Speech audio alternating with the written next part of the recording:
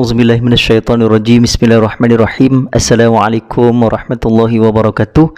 Kepada semua sahabat-sahabat saya yang dirahmati Allah Subhanahu wa taala sekalian. Jadi apa khabar semua sahabat-sahabat saya yang dirahmati Allah Subhanahu wa taala sekalian? Okey, hari ini saya akan membicarakan iaitu perihal bagaimana iaitu tips untuk kita menjaga hati suami. Sebenarnya nak jaga hati suami ni sebenarnya memang susah. Nak kalau kadang-kadang yang suami ni sentiasa beremosi. Kadang-kadang ada juga suami yang sentiasa beremosi, lebih emosinya ke arah kewanitaan. Yang tu paling bahaya sekali dan tu paling susah sekali untuk kita kondak. Sebenarnya benda paling susah sekali dalam dunia ni sebenarnya, kalau kita tak ada duit, kita akan okey. Kalau kita banyak hutang, kita akan okey. Tapi yang paling susah sekali kita nak kondak iaitu perasaan pasangan kita. Itu paling susah sekali. Okey, dekat sini saya akan berikan beberapa tips bagaimana untuk kita menjaga hubungan ataupun iaitu tips nak jaga hati suami. Okey, kat sini saya nak kupaskan ada dalam 7 tips bagaimana untuk kita jaga hati suami.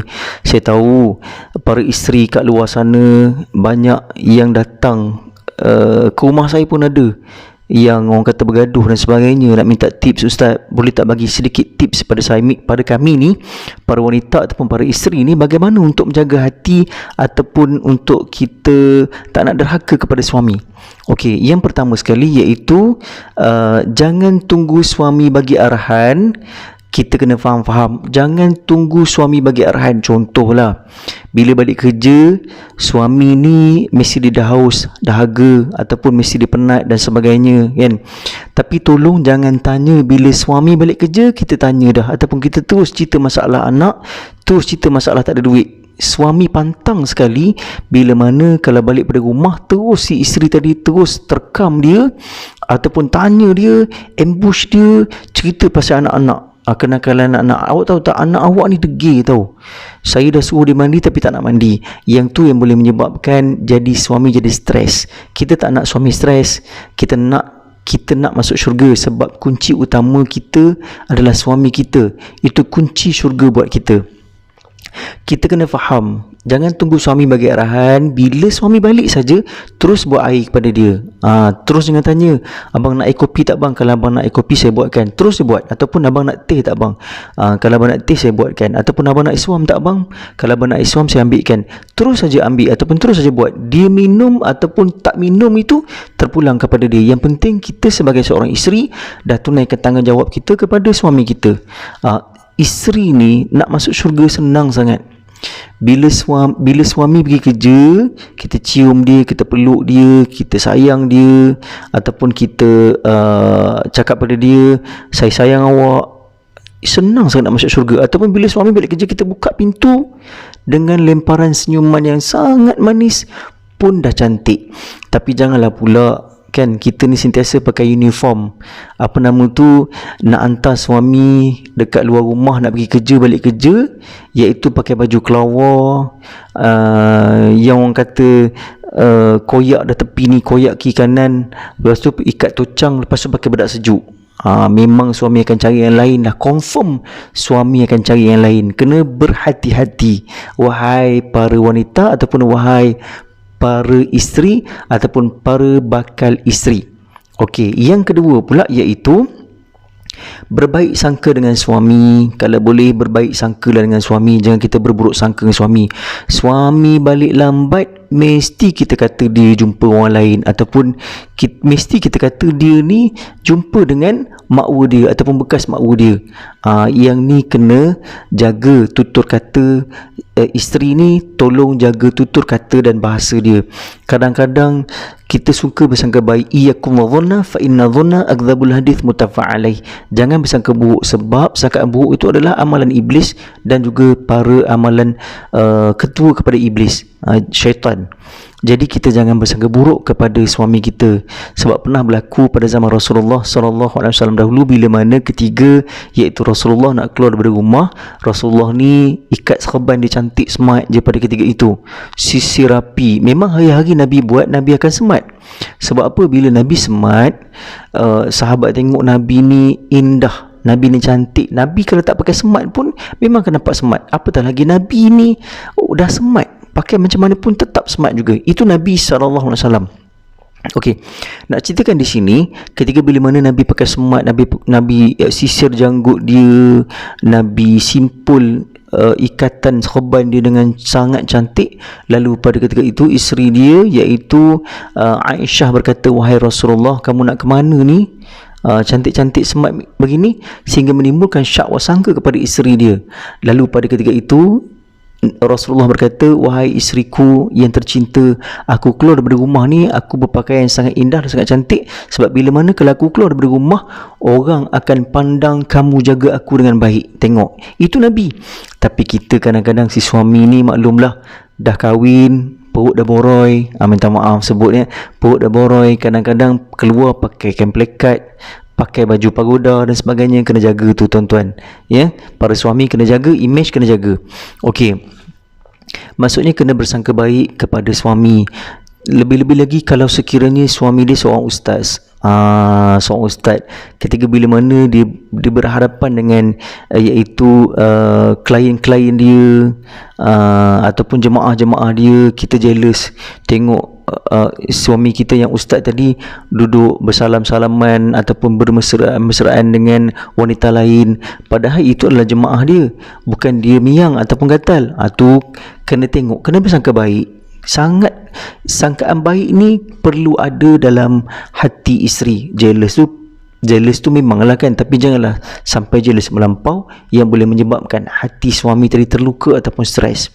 Okey, yang ketiga pula iaitu menjaga hubungan dengan ahli keluarga suami. Yang ni sangat penting. So kalau kita nak jaga hati suami tadi, kita nak jaga hati dia, so kita kena jaga juga hati iaitu mak mentua kita, ayah mentua kita dan juga seluruh ahli keluarga ipar kita. Bawa buah tangan dan sebagainya. Contoh kita bawa buah tangan kepada anak saudara dia. So kena jaga hubungan baik bersama dengan ipar duai kita.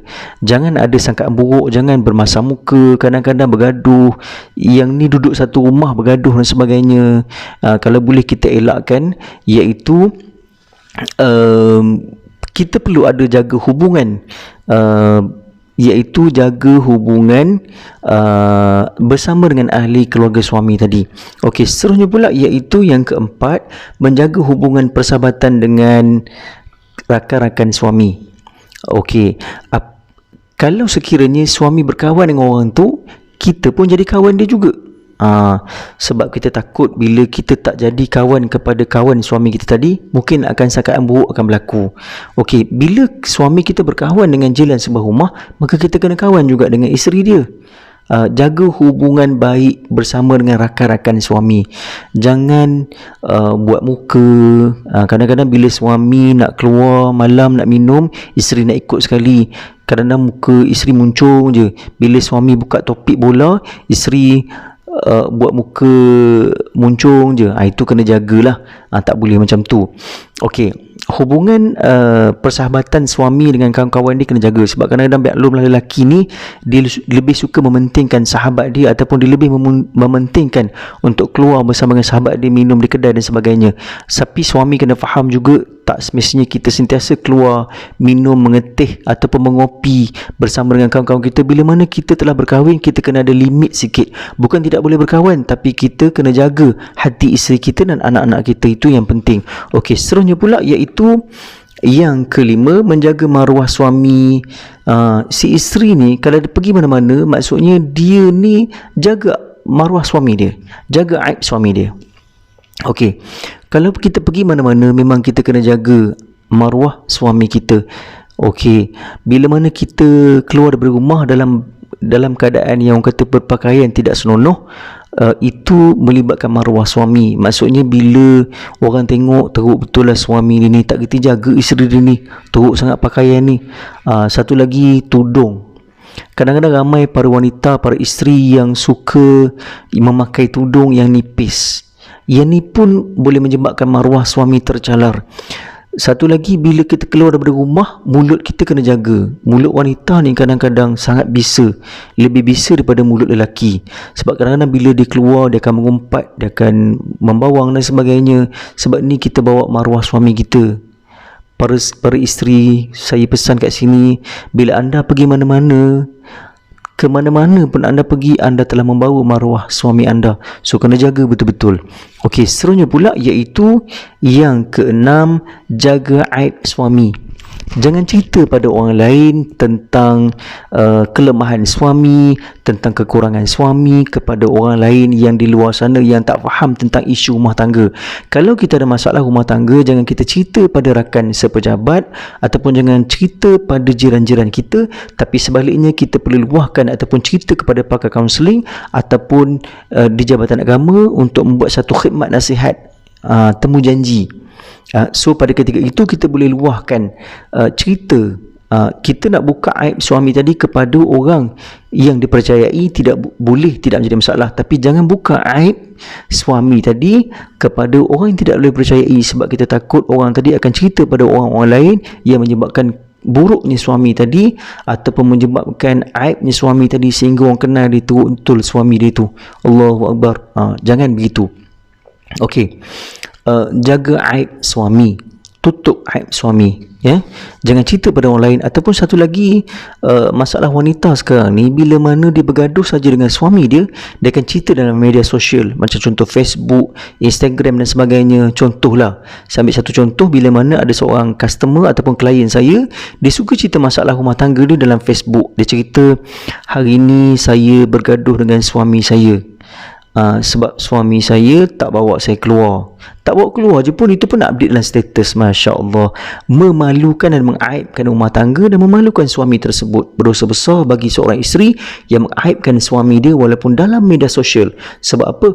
Sebab fitnah akan datang kepada orang ramai dan fitnah akan berlaku dalam rumah tangga tadi, kalau boleh kita elakkan.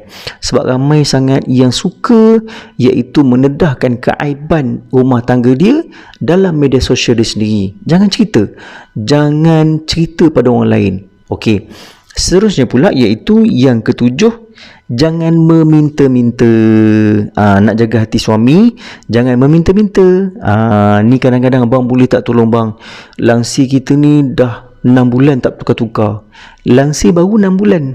Tapi 6 bulan itulah harga langsir sekarang ni mahal tau. Para isteri, para suami kena faham, sebab ekonomi rumah tangga kita kena jaga. Takkan nak beli langsir saja harga 2,000 ataupun 3,000, ataupun langsir saja dekat online belanja dalam 200 atau 300. Sedangkan lansir masih elok lagi. So kita basuh sajalah. Buat apa kita nak membazir, hanya lansir saja, ya. Okey, kadang-kadang kita suka meminta-minta kepada suami benda suami tak mampu. Suami tak mampu tapi dia suka meminta-minta. Macam contoh, bang boleh tak kalau bulan depan saya ingat nak makan KFC lah bang, dah lama tak makan KFC. Okey, boleh, tak masalah, tapi ikut juga keadaan ekonomi suami. Sebab apa? Sebab masalah perceraian banyak berlaku bila mana iaitu masalah ekonomi. Kadang-kadang suami tak mampu, suami kurang berkemampuan. Kita kena tengok poket suami dulu. Si isteri kalau nak minta apa-apa kena tengok poket suami dulu. Jangan terus minta-minta. Ni macam-macam dia mintanya. Nak kasut tumit tinggi, nak lipstick mahal, nak eyeshadow mahal, nak yang branded, nak baju branded dan sebagainya. Kena berhati-hati dan kena jaga, iaitu jangan meminta-minta. Dan yang ke-8 iaitu yang terakhir, kena sentiasa minta maaf pergi mana-mana. Abang, ayang banyak buat salah dengan abang, jadi ayang nak minta ampun dan maaf dengan abang kalau sekiranya selama ni ayang buat salah dengan abang. Okey, nak minta ampun, nak minta maaf ni, si isteri jangan ego dan si suami pun jangan ego. Bila si isteri minta ampun, si suami pun kena minta ampun juga dan kena jadi pemaaf. Jangan simpan ataupun dendam dalam hati. Kebanyakan ramai yang berlaku perceraian ataupun berlaku pergadahan ataupun pertelingkahan, iaitu bila mana dendam membara dalam jiwa suami dan isteri. Hampir dalam 18 tahun berkahwin, suami dendam kepada isteri, isteri dendam kepada suami. Sebab apa? Sebab tidak pernah meminta maaf. Saya nak tanya kepada para sahabat saya dalam YouTuber ni ataupun dalam media sosial ni, sebenarnya words yang paling cantik sekali apakah dia?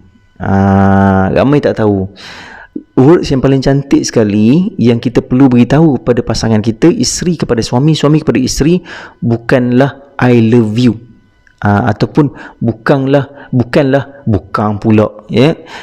maksudnya saya sayang awak, tapi words yang paling indah dan yang paling manis sekali iaitu maafkan saya ataupun saya maafkan kamu. Itu words yang paling baik sekali.